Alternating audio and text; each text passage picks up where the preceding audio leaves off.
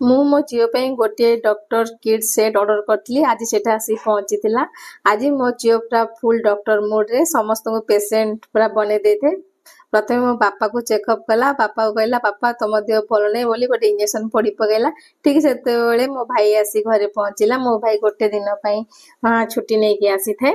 ଆଉ ତାପରେ ମାମୁଁ କହିଲା ମାମୁଁ ତମକୁ ବି ତମ ଚେକଅପ୍ କରି ମାମୁଁ କୋଳରେ ଯାଇକି ବସି ପଡ଼ିଲା। ଏଥର ମାମୁଁର ଚେକଅପ୍ କରି ମାମୁଁକୁ ବି ଗୋଟେ ଇଞ୍ଜେକ୍ସନ ପୋଡ଼ିଦେଲା।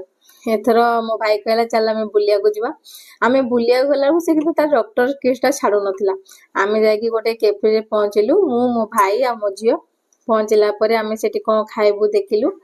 ଆମେ ଦିଟା ପିଜ୍ଜା ଗୋଟେ ସ୍ୟାଣ୍ଡୱିଚ ଅର୍ଡର କଲୁ। ମୋ ପୁଅ ଆସିନଥିଲା।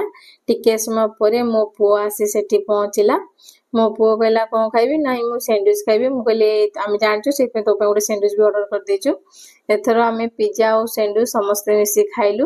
ଯେତେବେଳେ ମୋ ଝିଅକୁ କହିଲେ ଆସ ଖାଇବୁ, ମୋ ଝିଅ କହିଲା ନା ଏଟା ମୁଁ ଖାଇବିନି ବୋଲି ରୁଷିକି ପଳେଇଲା। ତାକୁ ବୁଝାବୁଝି କଲୁ। ତାକୁ କହିଲି ତୁ କଣ ଖାଇବୁ? ସେ କହିଲା ମୁଁ ଯାଇକି ଦେଖିଲା କହିଲା ମୁଁ ପେଷ୍ଟ୍ରି ଖାଇବି। ହଉ ଠିକ ଅଛି ତା ପାଇଁ ଗୋଟେ ପେଷ୍ଟ୍ରି ଆଣିଲୁ। କିନ୍ତୁ ସେଟା ବି ସେ ଖାଇଲାନି।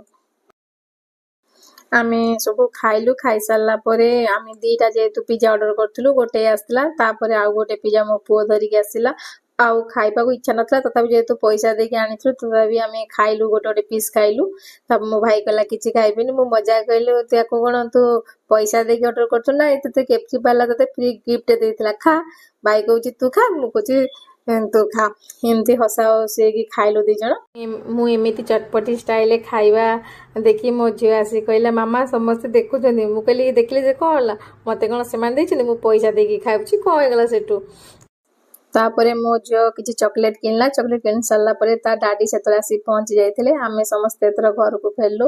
ଏମିତି ଆମ ଛୋଟ ପାର୍ଟିରେ ଆଜି କଟିଥିଲା।